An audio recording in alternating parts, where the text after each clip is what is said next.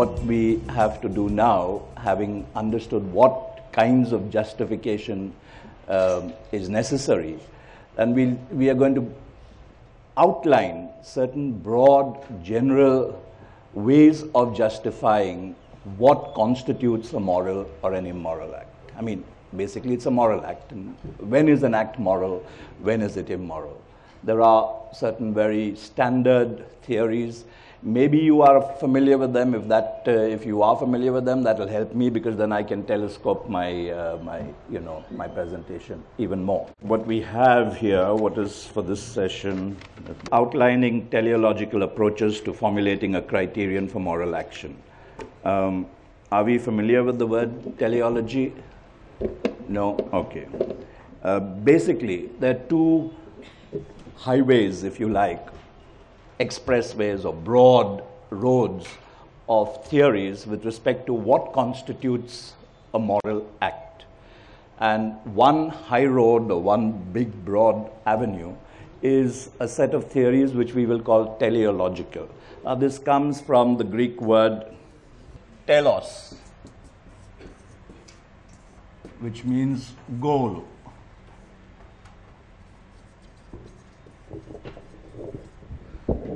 Goal or purpose, okay? And another set of theories which are called deontological come from the Greek word deon, which has reference to duty. So one is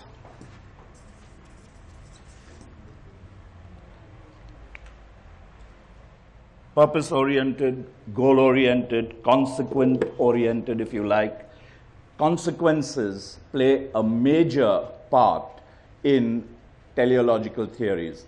And to refer back to what my colleague Pravesh said, he says they are structured basically in the if-then kind of situation. If you want this to happen, then you must do this. So if you want to be happy, then you be moral. If you want to be fulfilled, then you be moral.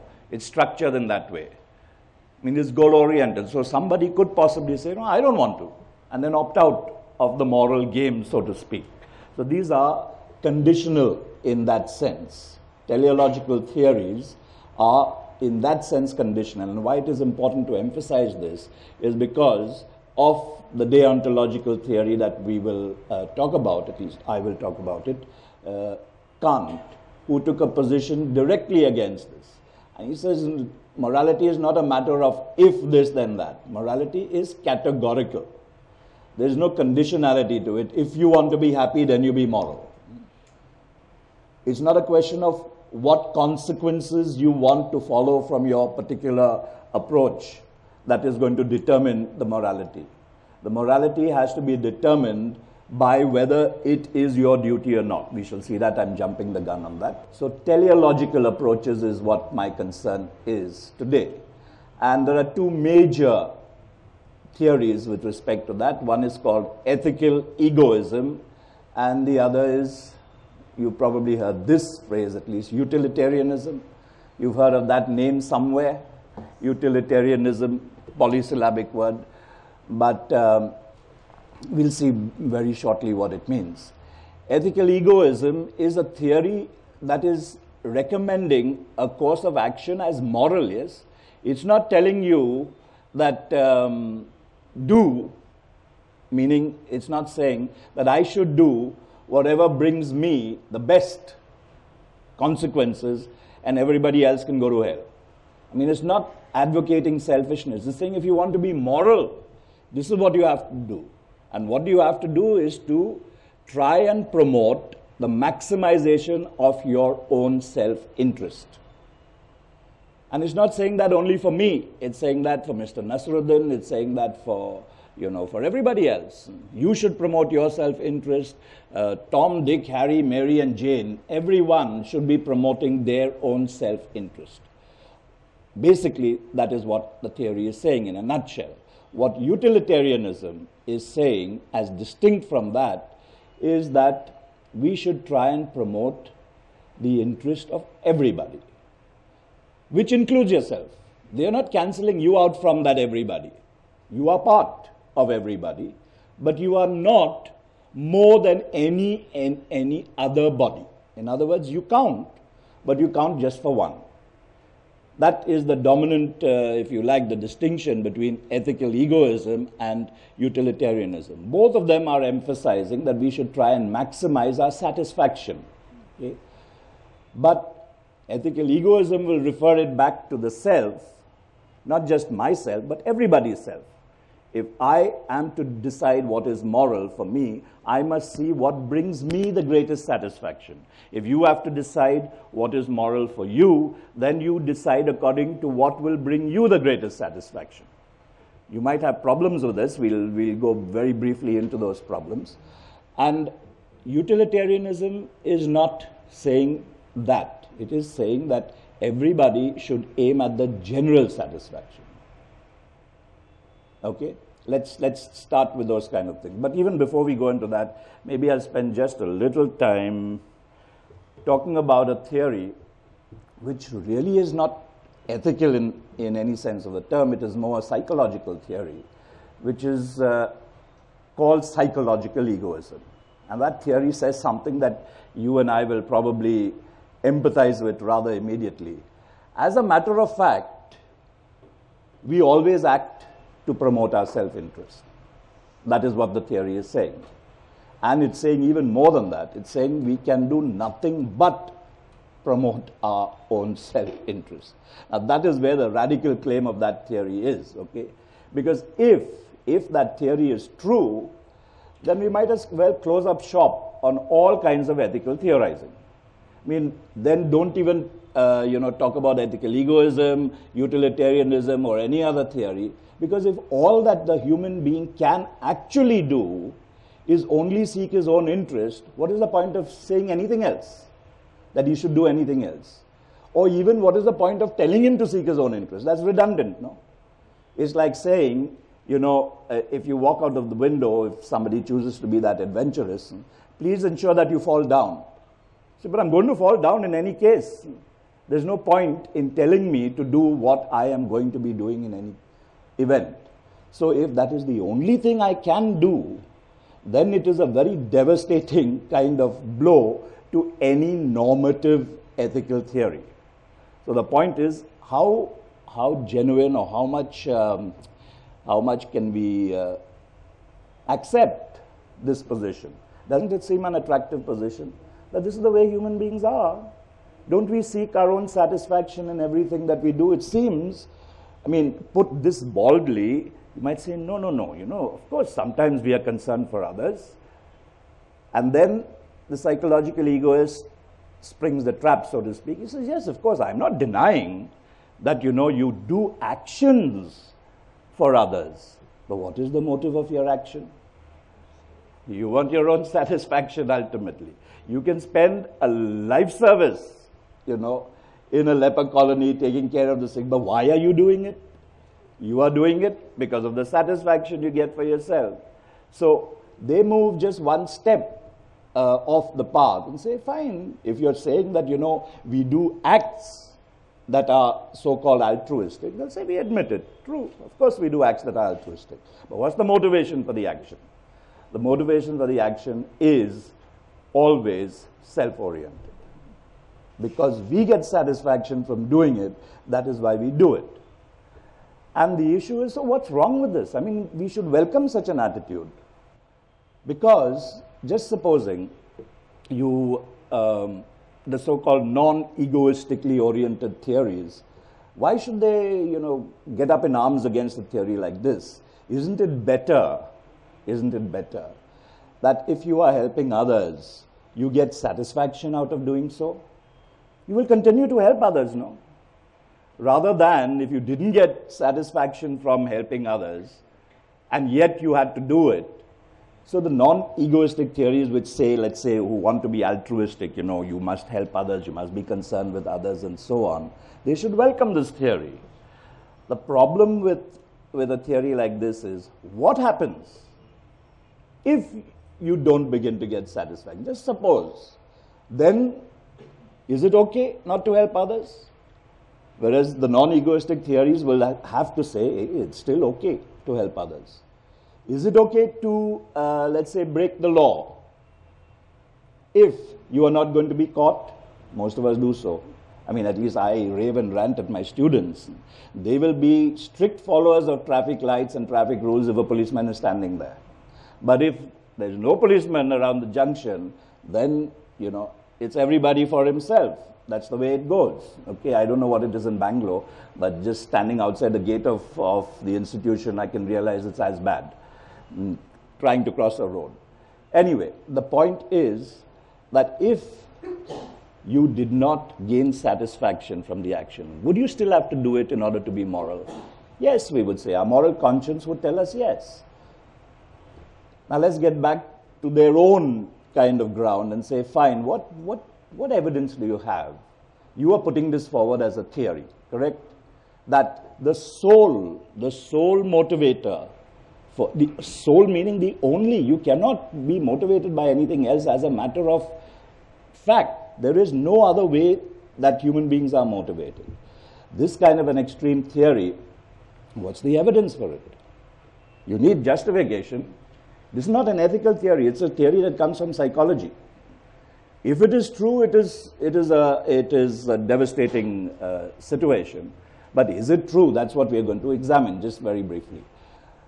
One thing we can say immediately is, look, we do not desire only satisfaction, our personal satisfaction. We do desire other things that lead to our satisfaction. So satisfaction is not our sole object of desire. I mean, even when we are hungry, what do we desire? Do we desire the satisfaction, or do we want the food? We want the food, isn't it? It's not, we don't want some neural connection to kind of take place so that our satisfaction is, and when we are eating, what are we eating? We want to eat the food. We don't want the satisfaction. Yes, we do get satisfaction. And there is no harm in saying that by doing X, or we do X, we help others, and we get satisfaction. Always, even if you want to say that. But that's very different from saying you're doing X in order to get the satisfaction, which is what the psychological egoists want us to accept. We can accept the other position, that yes, we do X, we help others, we are self-sacrificing, we do our duty, and we get satisfaction out of it. There's no harm. That is not psychological egoism. Psychological egoism is saying that we are doing these things in order to get the satisfaction. And then we say, now please provide us evidence of that. One thing at least we can tell them is, look, there are very many things which we do desire, which are not satisfaction. They are objects. They are primary objects, so to speak. We desire food, we desire shelter. These may result in satisfaction. They may not result in satisfaction. They may not result in, but we desire them. And sometimes we may desire things that positively, work against our satisfaction in the long term. We might say that drugs, drug abuse, substance abuse, smoking included, okay, brings satisfaction. I mean, I'm a smoker. But I know in the long run that when I have to walk up a hill, I can't do that without a third leg, a walking stick kind of thing, because it takes a lot out of you. So when you're talking about satisfaction, what are you talking about? Are you talking about an immediate thing, or are you talking about your long-term satisfaction, or what? But more importantly, I mean, the crucial problem with such a theory is, we ask them, what is the evidence that you have that you may not know, let's say, a certain gentleman in the middle of, nowhere, somewhere in the Australian outback, has been working with, the Aborigines, giving up everything. How does this psychological egoist, who doesn't even know her name, never met her, how does he know that she's doing this because of the satisfaction that she's getting? He says, the only reason that he says is the fact that she's doing it. No. She's doing it. Therefore, she must be getting satisfaction out of it. I say, wait a minute. This is what you are assuming what you have to establish. Because if you didn't get satisfaction, you wouldn't do it. How do you know that you wouldn't do it? You say, but he's doing it, no? Yes, of course he's doing it, but you are assuming that he is doing it because of the satisfaction. And that assumption you want us to accept without any evidence. We say, sorry, you show us evidence that X is doing it because of satisfaction. In order to do that, you have to know X. You don't know X. You don't know anything of the work he's doing. You are just arbitrarily assuming that if a person does X, he must be doing it because he is getting satisfaction, otherwise he wouldn't do it. This assumption is not necessarily something that we have to accept. You've gone through a pretty elaborate exercise of how to evaluate arguments, and it is an assumption. Somebody else can come up with another assumption contrary to that. So psychological egoism, even though it might be very attractive, is based on an assumption that is not proved, not established. They don't even attempt to establish it. They just assume it. And the only evidence they offer is the fact that people are doing this anyway. Doing meaning what? They are not doing it for satisfaction. They're just doing the action. So how do you know they're doing it for satisfaction? They're doing it, no? What sort of argument is that? How do you construct an argument that has any kind of evidence? You want evidence. You're looking for evidence that X is doing Y because of the satisfaction that he is getting. And what kind of evidence is the psychological egoist providing you? Nothing. The only evidence is that he is doing X. But we want to know precisely why he is doing that. And you're not giving us any evidence. Anyway, let's leave this aside. Ethical egoism, you know what it says. Very briefly, some of the problems with ethical egoism. See, it is a genuine ethical theory. Don't think that it is advocating selfishness. Because you can be an ethical egoist, meaning trying to maximize your interest, by being very altruistic throughout your life. Supposing you believe that it is in your interest to be self-sacrificing, then you will spend your entire life trying to be self-sacrificing, no? Because that will increase your interest. That will maximize your interest. So do not mistake ethical egoism for advocating purely selfish acts. No, it's not advocating that. It's just saying that in whatever you do, if you want to be moral, please ensure that your interests are maximized. What are your interests? They are not telling you that your interest should be only X or Y or Z. And a person can be an ethical egoist and yet be very altruistic, very self-sacrificing. All he has to do is to believe that in being self-sacrificing, he is maximizing his interest. Even supposing he doesn't get it in this life, then he might believe in the next life. He might be willing to sacrifice money, wealth, fame, whatever, in doing whatever he is doing, because he believes that his maximum interest is in being happy and singing the praises of God in the next life. Perfectly legitimate.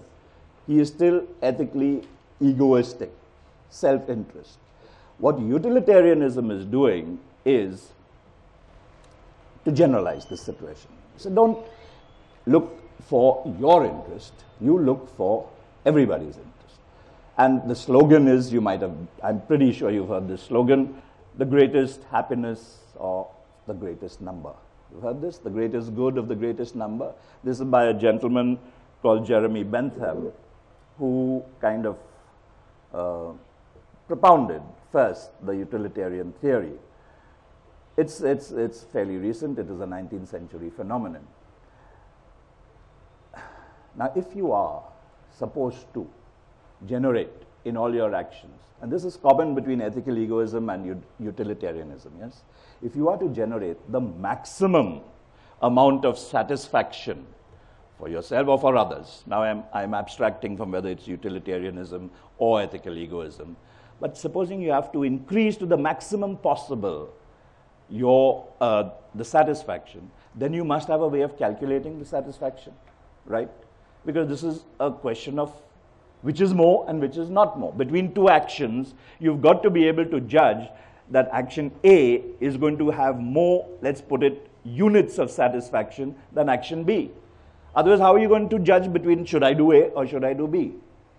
And Bentham provided us, attempted to provide us with a way to calculate satisfaction. How do you compute satisfaction? Because you have to compute. if you're going to say you must aim at the greatest satisfaction possible of all the actions that you can do, you must aim at the greatest possible satisfaction for the greatest possible number, talking about utilitarianism, then please give us a way to calculate. Now, satisfactions which are generated, he said, you can think about a number of points. So we are talking here, it's called the hedonistic calculus. Hedonism is just another, hedonism is pleasure, correct? Pleasure seeking. But just expand that a little more. Don't take it too narrowly as just pleasure, satisfaction. Hedonistic calculus, which means a way of calculating. It's not really mathematical in that sense of calculus, but it's just an index, if you want, a measuring rod for how to know the difference between two satisfactions. Then you can use elements in this calculus. You can figure out the elements. Between two satisfactions, how can they possibly differ? One can be more intense than the other, no? That's one way of making a difference between two satisfactions. Let's take the difference between what? Eating an ice cream and meeting your beloved. Isn't there a difference in intensity of the satisfaction? Unless somebody is so pathologically fixated on ice creams, we can accept that there is a difference in satisfaction, in the intensity of the satisfaction. So intensity emerges as one characteristic.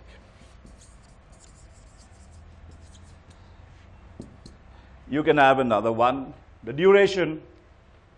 How long does eating an ice cream take? What is the satisfaction you'll get from it? 5 minutes, depending on how fast you can eat an ice cream and the state of your teeth, etc., etc. Okay, so that will be the extent of the duration.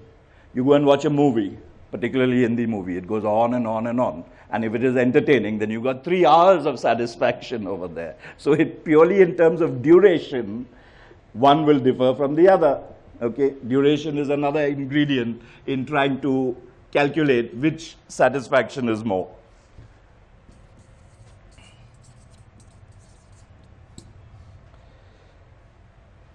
Can you come up with other ingredients to evaluate satisfactions that can be generated from actions?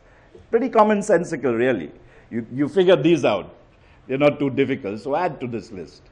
What else would constitute a difference between two satisfactions that are generated?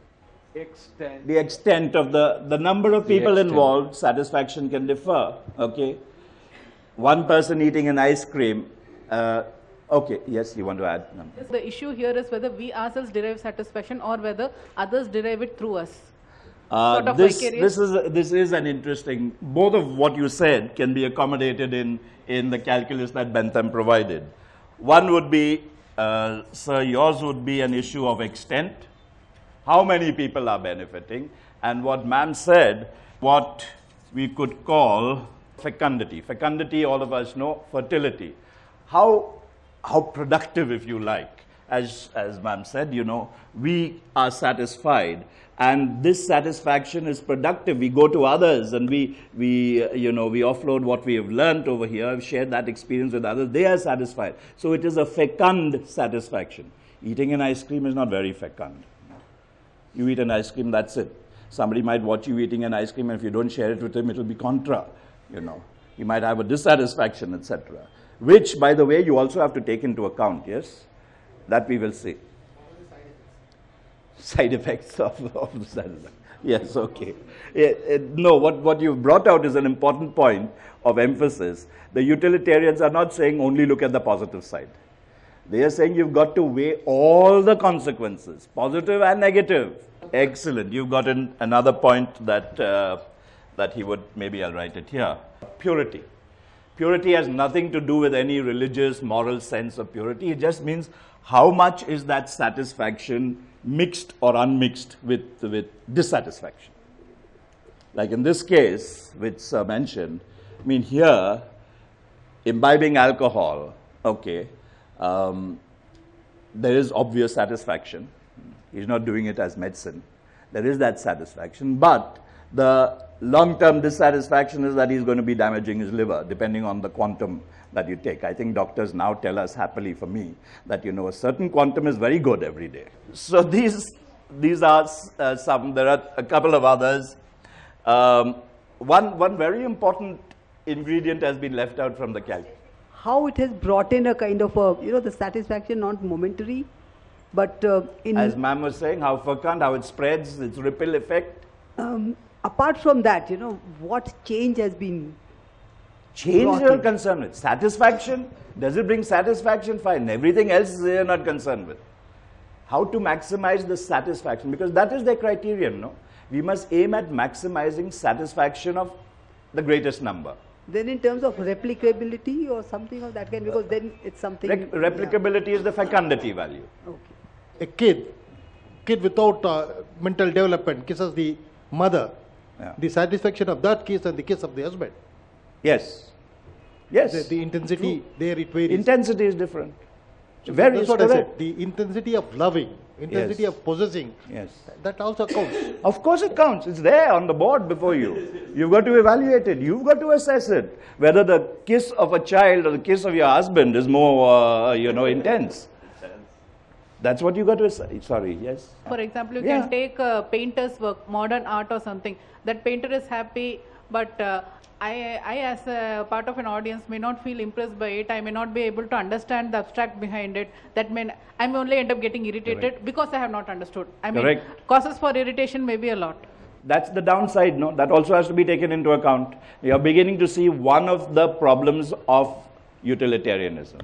If you are to embark, but this is an empirical problem, if you are to embark on this kind of calculus, as I, keep telling my students, you will never begin to act.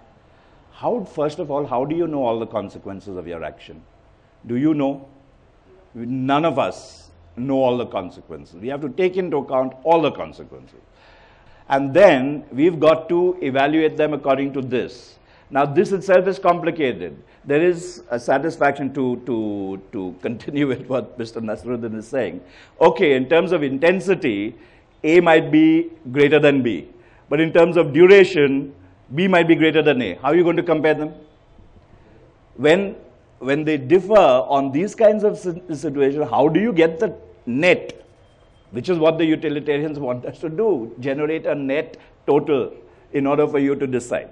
But that they have an answer to. They say, look, it's difficult, we agree, but ethical life is difficult.